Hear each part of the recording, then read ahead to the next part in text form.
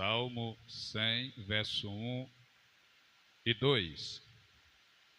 Celebrai com júbilo ao Senhor, todos os moradores da terra, servi ao Senhor com alegria e apresentai-vos a Ele com cântico.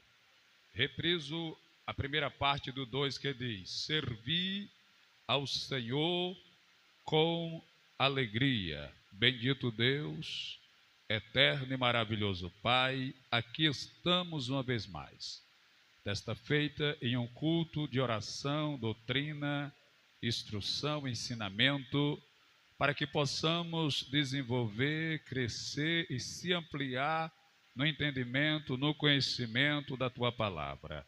Abra não só a nossa mente, mas também o nosso coração, nos instrua, nos ensine e nos oriente, para que possamos, com alegria, confiança, firmeza e certeza, fazer a Tua vontade, a Tua obra e Te adorar sempre na beleza da Tua santidade. Pai Santo e Poderoso, venha e assim a todos abençoe, em nome de Jesus. Amém. Deus abençoe, pode sentar. Uma das questões que paira sobre a nossa mente, uma indagação que às vezes fica sem resposta, e eu imagino que você já deve ter pensado nisso, assim também como eu, é porque Deus aceitou o sacrifício de Abel, mas rejeitou o sacrifício de Caim. Qual a razão, qual o motivo, a circunstância, por que Deus fez essa distinção ou essa separação, aceitando o culto que um oferta e rejeitando o culto que o outro oferece? Por que será que Deus fez essa distinção e essa rejeição ao culto de Caim? Obviamente que você deve ter a sua ideia, o seu pensamento, a sua compreensão. E várias são as explicações, mas talvez essa você ainda não tenha pensado. E eu, por esses dias, ouvindo alguém falar, achei coerência nessas palavras. No sacrifício de Caim tinha esforço, tinha suor, tinha trabalho, tinha dedicação. Já no sacrifício de Abel tinha sangue. Ou seja, no sacrifício de Caim tinha suor. No sacrifício de Abel tinha sangue. E sangue, você sabe, que é proibido terminantemente na Bíblia, tanto no Antigo, antes da lei, na lei e na graça. É proibido comer sangue, porque no sangue está a vida, ou seja, sangue é vida. Então Abel não deu simplesmente um culto, um sacrifício a Deus, ele deu vida para Deus. É por isso que o apóstolo Paulo, ele nos ensina em Romanos 12, rogo-vos, pois, irmãos, pela compaixão de Deus, que ofereceis os vossos corpos em sacrifício vivo, sacrifício que tem vida, não só suor, não só trabalho, mas vida. Que às vezes nós até trabalhamos para Deus, nós até fazemos a obra do Senhor, mas fazemos algo morto, apagado e sem vida. É por esta razão que o doutor Tiago escreve a sua carta e diz que existe dois tipos de fé, entre vários outros. Ele apresenta dois tipos: a fé morta e a fé viva. A fé que é morta e a fé que tem vida. Às vezes você até tem fé, mas ela está morta e não conta para Deus, não vale para Deus. O que vale para Deus é uma fé viva. Tanto que a Bíblia diz, eu não lembro se é Eclesiastes ou é Provérbios, que mais vale um cachorro vivo do que um leão morto. Um cachorro vivo é mais perigoso do que um leão sem vida, um leão morto. Ou seja, a sua fé talvez por alguém seja considerada uma fé pequena, e de repente alguém expõe e diz que tem uma fé grande, mas não adianta ter uma fé grande se ela é morta. Pode até ser que a sua fé seja pequena, mas se ela é viva, ela tem resultados diante de Deus. E quando eu faço essa introdução, eu faço querendo trazer à mente dos irmãos o seguinte pensamento sobre servir a Deus, sobre trabalhar para Deus. Por quê, pastor? Os irmãos tenham paciência comigo, o Espírito me incomoda por esses dias a falar com relação à igreja, para que a igreja tenha uma disposição de trabalho, de servir ao Senhor e de fazer a obra do Senhor. Só que a obra que eu devo fazer para Deus não pode ser uma obra, aleluia, leviana, irresponsável de qualquer forma ou de qualquer jeito. Não, tem que ser algo com compromisso e responsabilidade, louvado seja Deus. Veja, quando Deus aparece para Moisés lá na sarça, Deus quer tirar o seu povo do cativeiro, Deus quer tirar o seu povo do Egito. Deus ouviu o clamor do seu povo e desceu para livrá-lo. E quem é que Deus vai usar nesse propósito, nesse projeto? Moisés. Moisés vem sendo trabalhado por Deus há 80 anos. Não são 80 dias, nem 80 meses, nem 80 semanas, nem 80 horas. São 80 anos que Moisés vem sido trabalhado e preparado por Deus. 40 anos foi lá no Egito, no palácio, sendo criado como neto de Faraó, mas 40 anos no deserto de Midian, cuidando das ovelhas do sogro Jetro ou Reuel. Depois de 80 anos, Deus aparece a Moisés e diz: Moisés, eu vi a aflição do meu povo, eu ouvi o seu clamor e desci. Eu vi, eu ouvi e eu desci para livrá-los do tormento e da escravidão. E você, Moisés, foi escolhido para que eu possa, através de você, operar o milagre e libertar o meu povo, louvado seja Deus. Quando Moisés escuta a proposta de Deus, Moisés ele quer colocar obstáculo, assim como eu e você às vezes queremos colocar obstáculos e dificuldade. Porque tem esse problema, tem essa questão, tem essa luta, tem esse negócio, tem essa causa. Assim Moisés também quis colocar obstáculos, até obstáculos pessoais. Eu sou pesado de língua, eu não tenho estudo, eu não tenho preparo, eu não tenho capacidade. Deus não está perguntando se você tem estudo, se você tem preparo, se você tem capacidade, se você tem um anelão no dedo, um diploma na parede, se você tem dinheiro, se você tem influência, se você tem amigos fortes e importantes. Deus não quer saber de nada disso, porque Deus não depende disso para lhe usar e fazer a sua obra na terra, louvado seja Deus. Mas Moisés luta e reluta, até que Deus olha para Moisés e pergunta: o que é que tu tem na mão, Moisés? Moisés disse: eu tenho um cajado, lança ele sobre a terra. Quando Moisés lança o cajado sobre a terra, ele se transforma em uma serpente. Deus já está dando uma revelação para Moisés, dizendo que se você aceitar fazer a obra do Senhor, você vai enfrentar obstáculos, lutas e perseguições, mas nada temas, pois o Senhor Jesus nos revelou anos depois, dizendo assim: eis que eu vos dou poder para pisar serpentes e escorpiões e toda a força do mal, e nada vos fará dano algum. Eu estou falando para quem tem chamado para fazer a obra do Senhor. Eu estou falando para quem tem um coração aceso, um coração anelante, queimante, por desejar fazer a obra do Senhor. Porque o apóstolo Paulo disse assim: quem almeja o episcopado, excelente obra deseja. Eu estou falando para alguém que está na iminência, que está no desejo, que está na vontade de ser uma ferramenta ferramenta, um instrumento, um canal, um vaso, um cajado, uma espada na mão do guerreiro valente chamado Jesus Cristo de Nazaré. Pois bem, mas Moisés continua relutando. Aí Deus diz assim para Moisés: Moisés, põe a tua mão no teu peito. Aí Moisés colocou a mão no peito. Quando Moisés tirou a mão do peito, ela estava leprosa.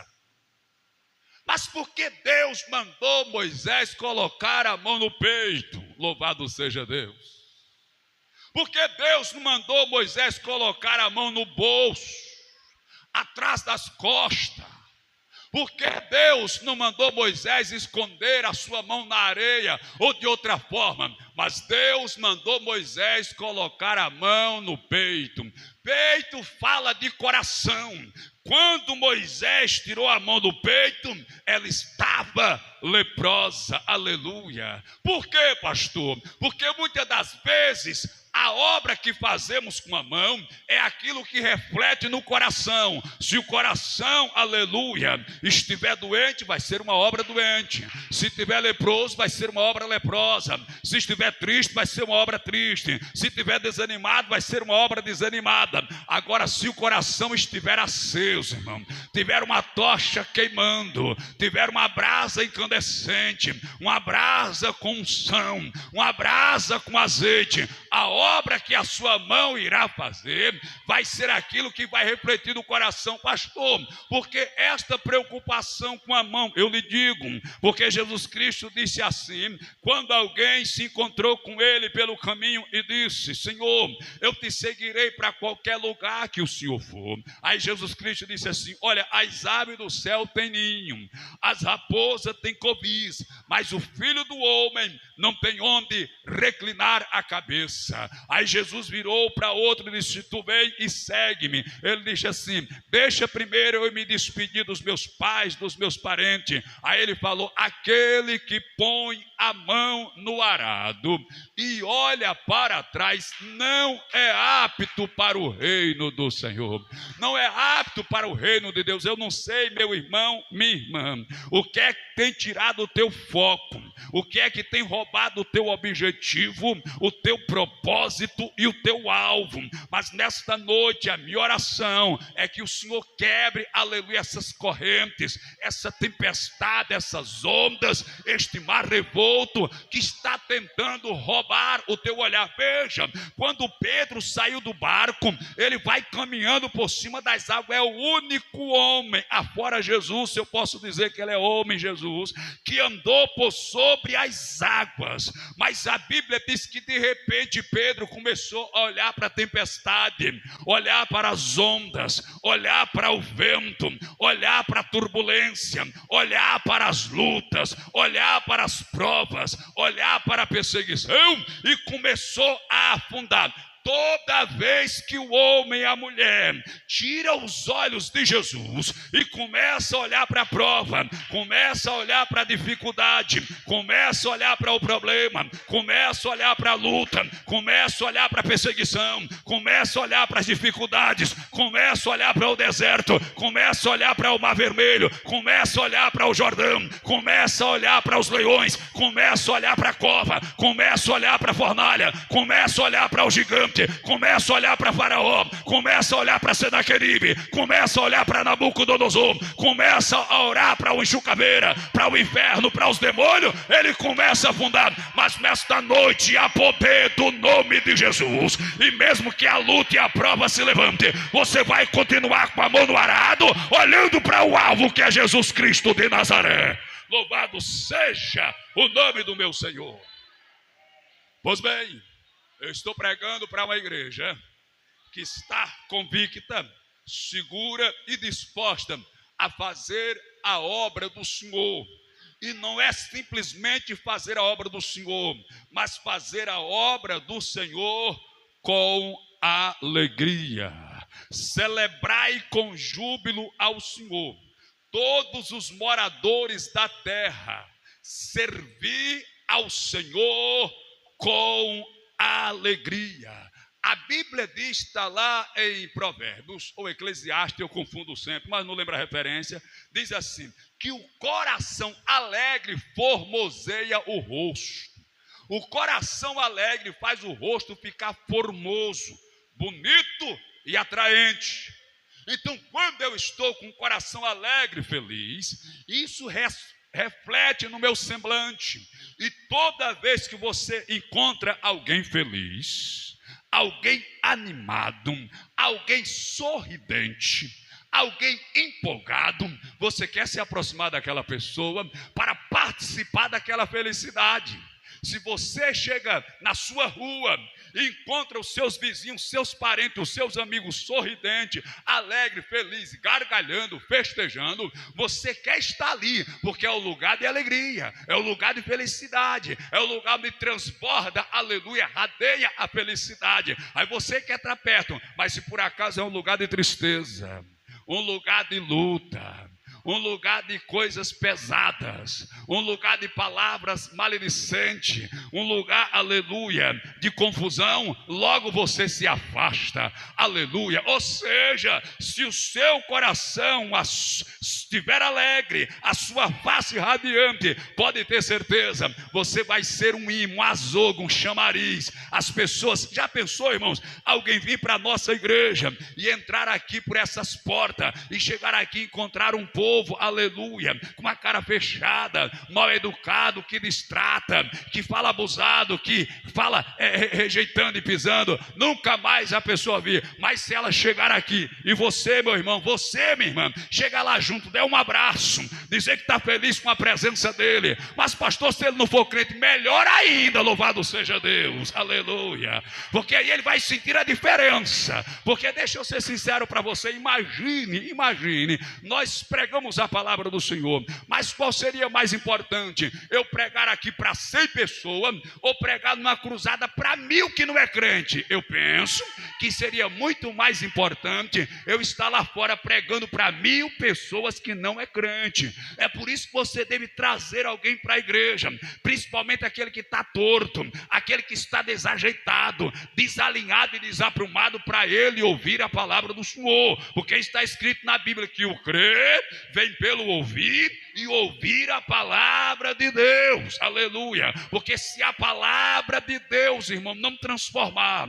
se a palavra de Deus não libertar, se a palavra de Deus não tirar da lama, não tirar do pecado, ninguém mais tira, louvado seja. É por esta razão, eu sei que você já prestou atenção, eu disse isso aqui domingo, quando eu passar, irmão, Deus levantar outro pastor para me substituir, essa obra prosseguir, essa outra pessoa que virá, ele vai organizar muitas coisas da parte burocrática da igreja, ele vai fazer convenções, ele vai fazer muitas conferências, vai ser um trabalho de organização burocrática, legalismo, vai colocar muita coisa em dia e vai ser uma bênção do céu. Mas por enquanto a fase da igreja é essa, é a fase de ganhar as almas, é a fase de amar as almas, é a fase de abraçar o que às vezes está sujo, moribundo no pecado, aí você vai trazê-lo e aqui ele vai receber a palavra. E o que eu quero dizer é o seguinte, é por esta razão que eu costumo pregar sempre a presença do Espírito Santo de Deus.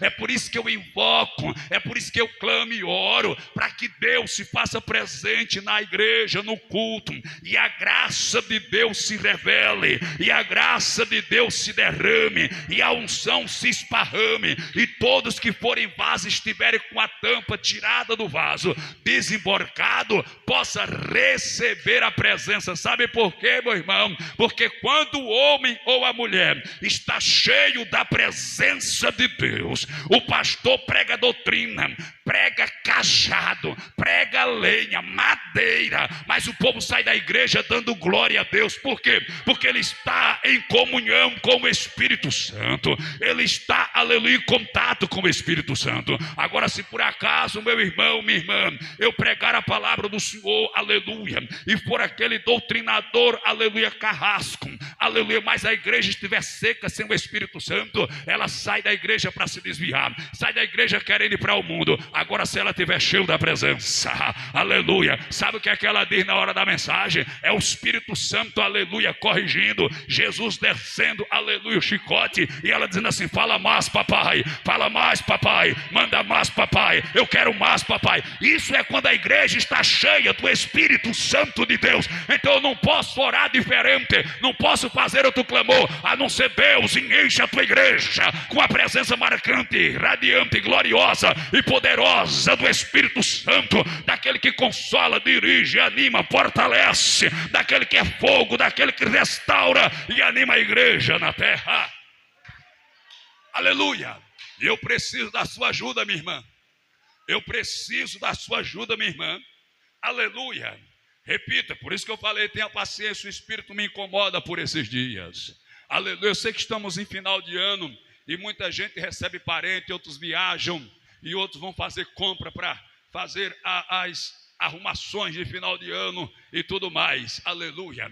Mas entenda uma coisa: louvado seja Deus, eu não posso me conformar, aleluia, com algo frio, com algo morno, com algo decrescente, com algo desanimado, com algo fracassado. Não, eu sei que tem pastores por aí que até censura. Eu vejo isso na internet, alguns pastores que dizem assim: é porque tem pastor que ele só quer pregar para encher a igreja. Eu vou pregar para esvaziar a igreja, meu irmão, pelo amor de Jesus. Aleluia, glória a Deus. E se você, irmão, for um estudioso da história da igreja, você vai perceber que toda vez que havia um grande avivamento na igreja, a igreja enchia. Se você for um estudante da história da igreja primitiva, da igreja moderna, da igreja da Renascença, Idade Média, toda vez que havia um avivamento, a igreja enchia. Todo avivamento, ele gera um crescimento, a igreja começa a crescer. Verdade é, hoje mesmo eu estava escutando um audiolivro da história das Assembleias de Deus, que, se você não sabe, ela começou em 1906, não a Assembleia de Deus, mas o movimento pentecostal, aleluia, lá na Rua Azusa. Primeiro foi o Charles Parham, que ele era um pastor batista e começou a pregar na sua igreja sobre o batismo com o Espírito Santo. Aí um ex-escravo chamado William Seymour, aleluia, ele quis ouvir sobre aquela pregação, e a história diz que ele foi batizado com o Espírito Santo. Aí ele foi lá para Chicago, nos Estados Unidos, e foi pregar numa igreja de uma pastora que eu não lembro agora o nome, mas quando ele falou sobre o batismo com o Espírito Santo e com fogo, ela ficou assustada com a pregação e proibiu ele de pregar. Você não vai mais pregar aqui, eu não gostei dessa mensagem. Aí ele foi para a casa de alguns irmãos, uma casa pequenininha, muito simples, e começou a pregar o batismo com o Espírito Santo e com fogo, os dons do Espírito Santo. E de repente Deus começou a fazer um movimento, e as pessoas da rua começavam a ouvir o barulho, começavam a ouvir aquele lava-ferro, e corria para ver. Ficava gente pela janela. Daqui uns dias a casa já não cabia mais ninguém, já não comportava, estava cheia. Aí de repente ele teve uma revelação que na Rua Azusa, número 312, aleluia, tinha lá um galpão desocupado. Ele foi olhar, era um estábulo, era um local onde ficavam os cavalos, estava abandonado. Ele chamou o rapaz, alugou o salão e foi para lá. Não tinha piso, não tinha cerâmica, era no chão batido na terra, não tinha nada, era a madeira deteriorada e tudo mais. E eles foram para lá e foi se enchendo. Era uma coisa tão tremenda que até os jornais da época noticiavam o que estava acontecendo de forma pejorativa, ou seja, falando mal, dizendo: tem um povo aí fanático, um povo meio doido lá na Rua Azusa 312, e lá eles falam uma língua que ninguém entende, e é um mistério, é uma coisa esquisita. Quanto mais eles falavam, mais o povo ia lá, mas a igreja enchia e não se comportava mais de tanta gente, até que um dia chegou lá 2 suecos que moravam nos Estados Unidos. Um chamava Daniel Berg e o outro chamava Gunnar Wingren. Alguém se levantou falando em mistério, e no meio do mistério falou uma palavra assim: Belém. Ele disse: Belém. Aí foram procurar no mapa e viram que no mapa tinha um estado chamado Pará e a sua capital era Belém. Lá no Brasil, eles pegaram um navio sem dinheiro, sem saber falar o português e disse: vamos para lá, que é para lá que Deus está nos mandando. Eles vieram para cá, louvado seja o nome do Senhor. Para você entender o mistério, hoje lá na Rua Azusa, acabou, aleluia, não tem mais nem o prédio, fizeram uma rua, cessou, não tem mais. Mas aqui no Brasil, em outros continentes, a igreja tem crescido. Só aqui, meu irmão, é a maior igreja pentecostal que tem no Brasil e quiçá no mundo. Por quê? Porque um homem, aleluia, decidiu pregar sobre o Espírito Santo, decidiu orar buscando a presença do Espírito Santo. Era uma coisa tão tremenda que um dia os irmãos se reuniram: pastor, a gente tem que legalizar a igreja, a gente tem que colocar, aleluia, o legalismo da igreja, a gente tem que fazer as burocracias da igreja. Ele disse: não, vamos deixar assim mesmo, porque enquanto estiver assim, não houver interferência do homem, é melhor. Porque se não tem a interferência do homem, mas tem a interferência de Jesus de Nazaré, a liberdade é plena para o Espírito Santo. Ele vai continuar batizando, vai continuar. A história diz que a Lúcia Férreo, ela chegou um dia num culto, aí tinha um piano lá parado, ela nunca tinha chegado nem perto, aí chegou perto do piano e começou a tocar, e cantou um dos hinos mais belos que alguém poderia ver, que alguém poderia escutar. Ela nunca tinha visto nenhuma partitura nem chegado perto, e nunca mais ela parou de tocar, sem nunca ter tido uma aula nem chegado perto. Isso é presença do Espírito Santo. Aí quando alguém via isso, irmão, ficava, aleluia, assustado, espantado. O que é que está acontecendo naquele lugar?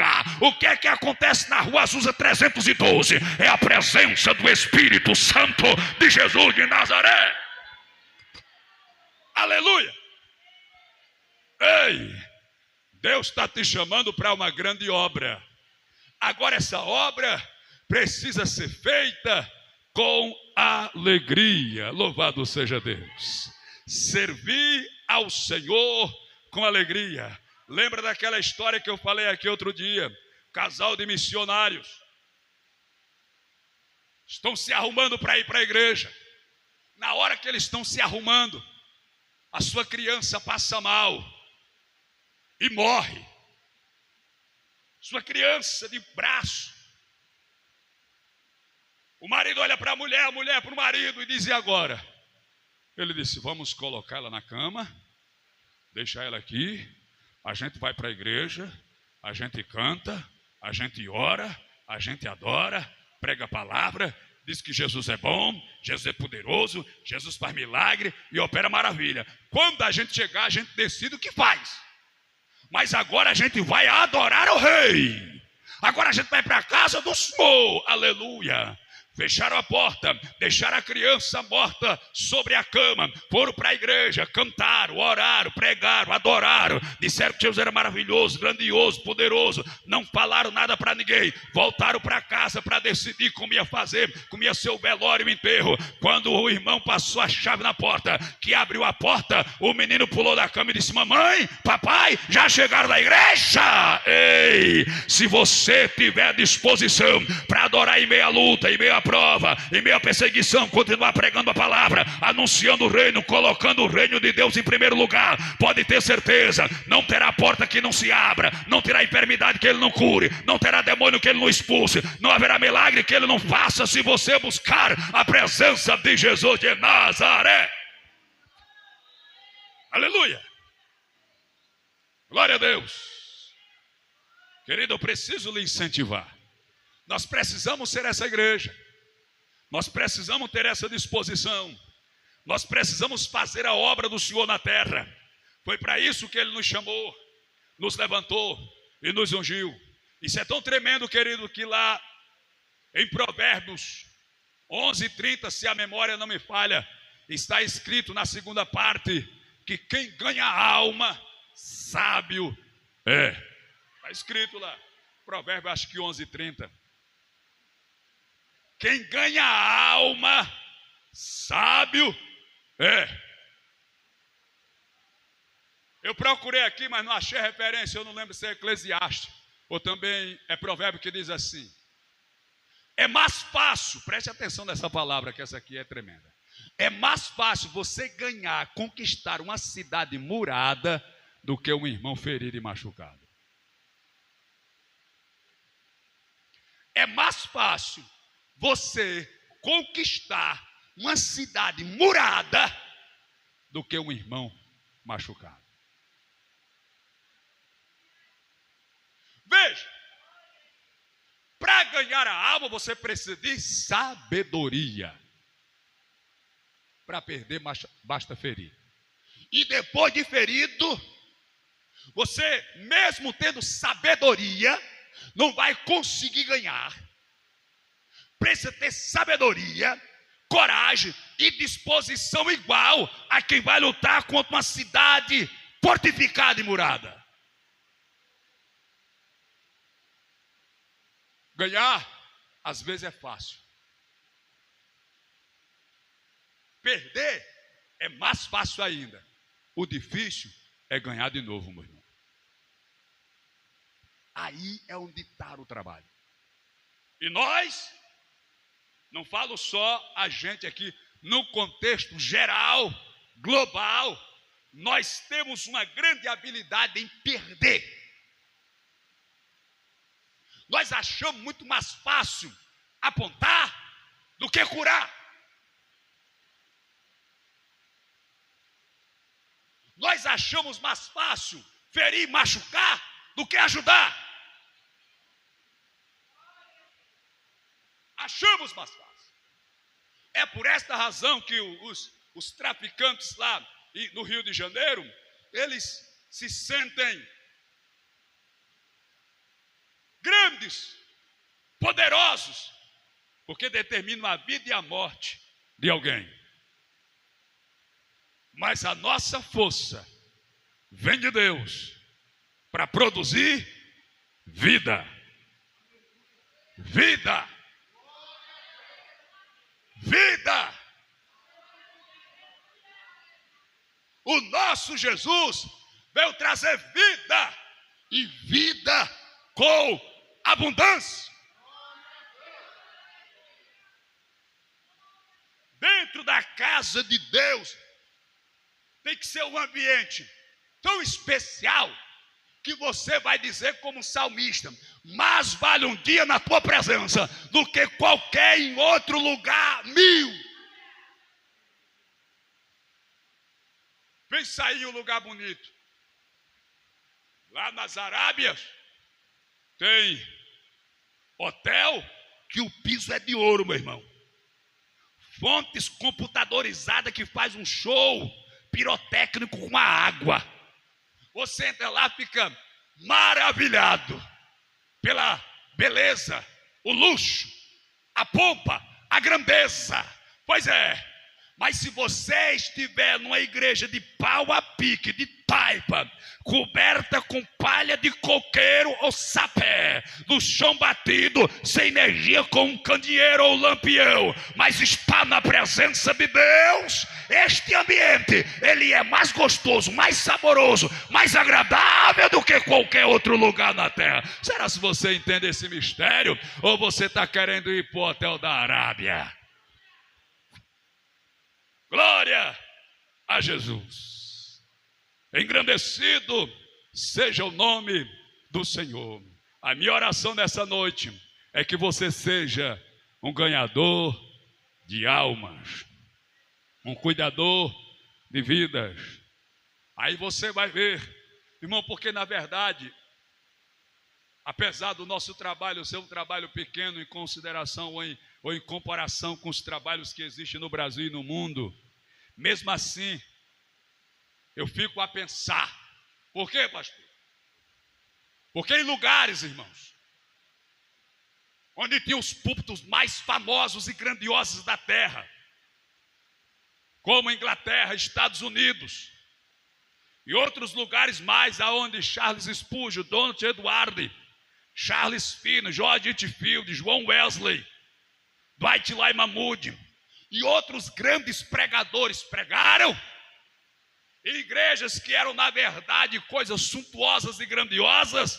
Segundo o relato que eu escuto, hoje as igrejas foram transformadas em bares, E os púlpitos se tornaram lugar de striptease, onde mulheres dançam seminuas, porque as igrejas praticamente se acabaram. A frieza tomou conta, aleluia, desânimo. O povo está no mundo pecando e rejeitando. Lugares que as pessoas nem acreditam mais em Deus se tornaram ateus. Mas é por este motivo que nós precisamos, amados irmãos, colocar o joelho no chão e falar com o Senhor dos céus e da terra, para que Ele nos mande um avivamento, para que Ele não nos lance fora da sua presença e nem retire de nós o seu Espírito Santo. Pelo contrário, Ele faça com que o nosso altar nunca se apague, mas seja sempre aceso pela presença do Espírito Santo. Por esses dias eu escutei outra coisa interessante. No tabernáculo que fora passado para o templo, existiam os utensílios: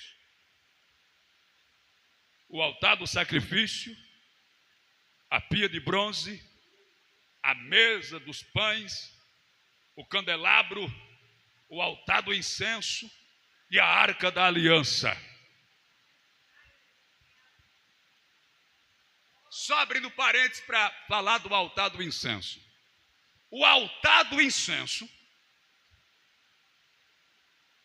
representa as nossas orações, aquilo que nós falamos com Deus. Está lá em Apocalipse, que o incenso que sobe aos céus são as orações dos santos. E alguém trouxe um conhecimento que eu ainda não tinha, e claro, tem muita coisa que eu gostaria de saber, vou morrer e não vou saber. Mas o altar do incenso é o único altar que foi feito um altar móvel. O que é um altar móvel, pastor? Também chamado na Bíblia de incensário, que era um objeto de ouro, onde ele colocava o incenso dentro, tacava fogo e começava a chacoalhar, aleluia, e aquele incenso ia soltando aquele aroma e aquela fumaça, aquela nuvem. E o sacerdote ia para a esquerda, o altar do incenso ia com ele. Ia para a direita, o altar do incenso ia com ele. Ia para frente, o altar do incenso ia para ele. Se recuasse, o altar do incenso ia com ele. Para qualquer lado ou qualquer direção que ele fosse, o altar do incenso estava com ele. Eu acabei de dizer que incenso representa a oração. Por isso o apóstolo Paulo disse assim: ore ao Senhor em todo o tempo, ou seja, levante um altar móvel de incenso, e aonde você estiver, esteja em oração, conversando com o Eterno, em comunhão com os céus, para que Satanás não tenha liberdade de tocar na sua vida. Eu escutei falar de um pastor, irmãos, dos séculos passados, que ele orava tanto, irmãos, prostrado, ajoelhado. Ele orou tanto que o coração dele, irmão, saiu do lado esquerdo e foi para o lado direito, de tanto ele ficar debruçado sobre o corpo.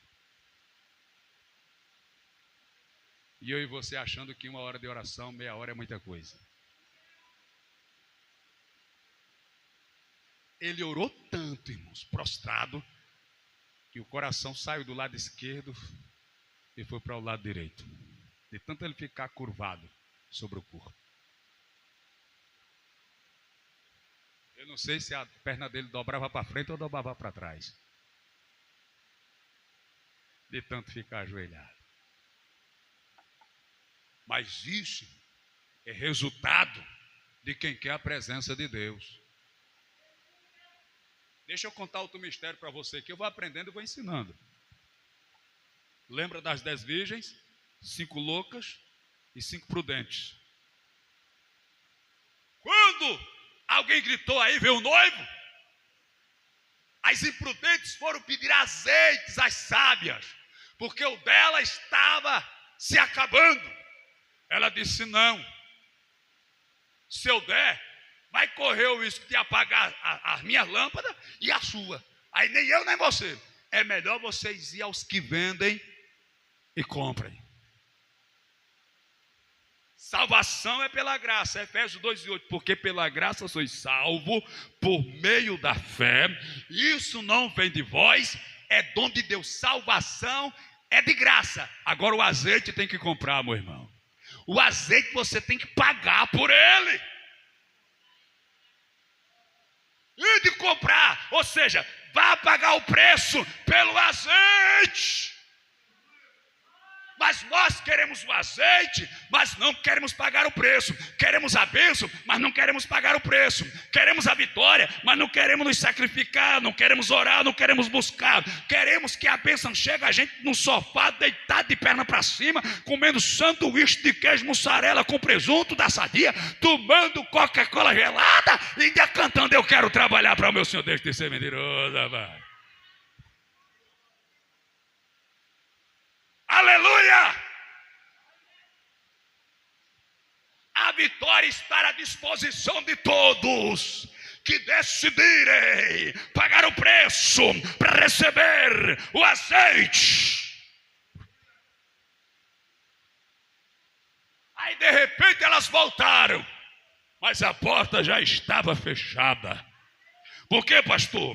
Porque elas tinham dinheiro para comprar o azeite. Mas quem tem dinheiro não significa dizer que vai abrir a porta, porque a porta não se abre para quem tem dinheiro, se abre para quem tem azeite, para quem já está na casa. Então não queira comprar o azeite atrasado, meu irmão, porque depois que Jesus arrebatar a igreja, depois que Jesus fechar a porta, não adianta você orar, jejuar, consagrar, dizimar, vir para a igreja, fazer vigília, por ciclo de oração, para o monte, para o vale. Você tem que fazer enquanto a porta estar aberta, porque a porta a qualquer momento vai fechar. Eu estou dizendo que a igreja precisa aprender a servir ao Senhor com alegria. Eu não sei você, eu não vou ser aqui, como é que eu posso dizer, fingido, hipócrita ou coisa dessa natureza, dizer que fico feliz quando eu chego no culto que só tem 3 pessoas, 4 pessoas. Eu não fico feliz. Eu fico preocupado. Meu Senhor, claro, eu adoro a Deus com alegria, canto com alegria, mas no sentimento eclesiástico vem uma preocupação. Isso é normal na vida de qualquer um de nós. A gente chegar na igreja, tem pouca pessoa, aí a gente fica lembrando daquele culto que estava cheio. Quem me dera que hoje estivesse cheio, que nem estava naquele dia. A gente sente. Mas sentir, irmão, ficar triste não resolve nada. O que resolve é você ganhar alma para Jesus. O que resolve é a gente pregar a palavra do Senhor. Anunciar o evangelho. Eu vi uma frase daquele John Rockefeller, o homem mais rico da história moderna, emprestava dinheiro ao presidente dos Estados Unidos. Era fraco o homem, magnata do petróleo. Mas sabe o que ele disse uma vez? Eu prefiro 1% ou 10% de algo grande do que 100% de algo pequeno. Deixa eu explicar aqui o que eu estou tentando falar para os senhores. Hoje nós estamos com esse ministério. Projeto de Deus, plano de Deus, nunca foi o meu projeto, nunca foi a minha vontade, nunca foi o meu sonho. Foi projeto de Deus, foi Deus que me levou a este caminho. Mas o homem natural, ele preferia 10% de um ministério com 300 igrejas do que 100% de um ministério com 5. Veja, no 100% do AD, Vida e Fé, são 5 igrejas, 100% são 5. E o ministério de 300, se eu tivesse 10%, eu teria 30. Entendeu? Então, é preferível. Entenda o que eu vou falar. Não sei como ver a mente esse assunto, mas vou falar e você vai entender o mistério. É melhor você pregar 5 minutos para 50 pessoas do que pregar 50 minutos para 5.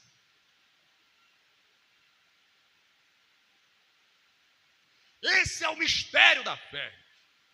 E é nesta visão que nós vamos investir no reino de Deus. Você não vê na Bíblia, nenhuma obra de Deus minguando. Quando ela mingua, é porque ela vai dar um impulso. Quer ver um exemplo? Quando Jesus ressuscitou, tinha cerca de 500 discípulos. Ele foi visto por cerca de 500 pessoas. Quando ele foi assunto ao céu, diminuiu para cerca de 120.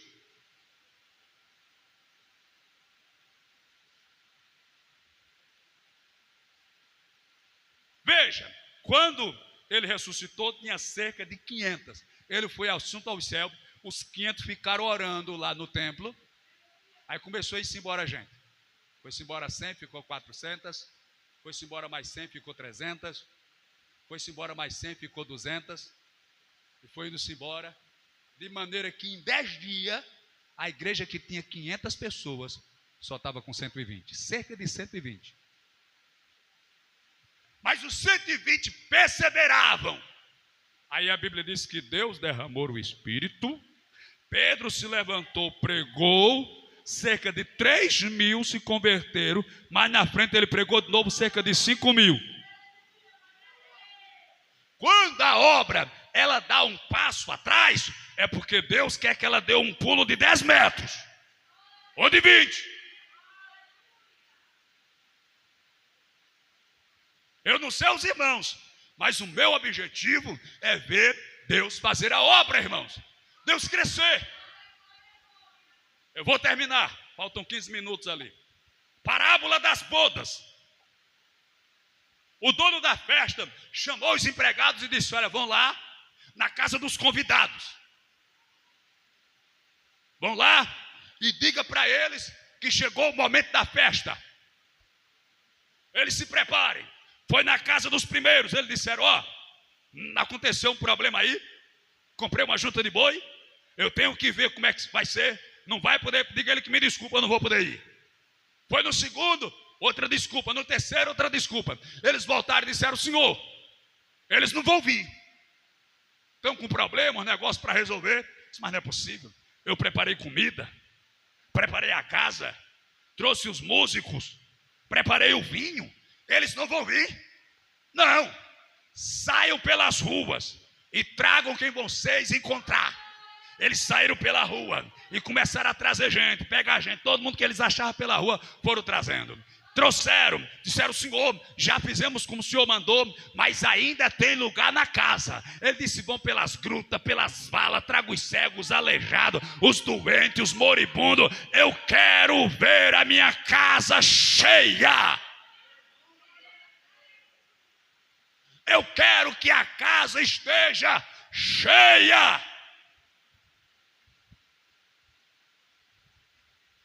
Queridos, é aqui que eles vão ouvir a palavra, meu Senhor. É aqui que eles vão ser confrontados pela palavra. É aqui que Deus vai fazer a obra. Olha a ordem. Traga os cegos, os aleijados, os doentes, os moribundos, os mendigos. Traga todo mundo e encha a casa. Aleluia. Às vezes você vê alguém na igreja todo torto, capengoso, mais torto do que rastro de cobra, andando mais errado do que caranguejo, que não vai para frente, só vai para trás ou vai de lado. Nem o caranguejo vai para trás. Aí você fica olhando, aleluia. Mas se ele estiver na presença de Deus, estiver na casa de Deus, vai ter um momento que o Espírito Santo vai pegar ele, meu irmão. Vai ter um momento que vai vir uma palavra. Aleluia. O Espírito Santo vai chacoalhar, vai abalar. Ele vai ser quebrado e transformado. Ele vai dizer: não, eu tenho um chamado. Aleluia. Eu quero fazer a obra. Eu quero. Aí ele, e principalmente, meu irmão, aleluia, se ele olhar para você e ver Deus lhe usando. Se ele olhar para você e ver você cheio, Porque se você apontar o erro dele e você tiver 2, ele vai dizer, apontando o meu erro, o sujo falando do mal lavado. Agora, se ele olhar para você, meu irmão, se ele olhar para você, meu irmão, e ver presença de Deus, ver unção de Deus, ver graça, ver autoridade, ver poder, ver majestade, aí a presença de Deus vai fazer o milagre. Aí Deus vai operar e você vai ver o caído se levantar, o oprimido ser liberto e transformado. Você vai ver Deus fazer a obra. Sirva ao Senhor com alegria. Louvado seja Deus. Sirva ao Senhor com alegria. Eu acredito que Deus vai trabalhar e você vai ser esse instrumento, esse vaso usado, esse vaso preparado para proclamar a palavra do Senhor. Você vai ver muita gente transformada, liberta, casamentos sendo abençoados, doentes sendo curados, oprimidos libertos, tristes sendo alegres. Você vai ver Deus fazer a obra a partir do momento que você entender que a minha responsabilidade e a sua responsabilidade é pregar a palavra e pregar o evangelho. E na proporção que você for pregando a palavra e o evangelho, o Senhor vai trabalhando e vai fazendo o milagre e vai operando. Porque quem faz o milagre é a palavra, é a presença do Espírito Santo, é o agir, o operar e o trabalhar de Deus. Amém?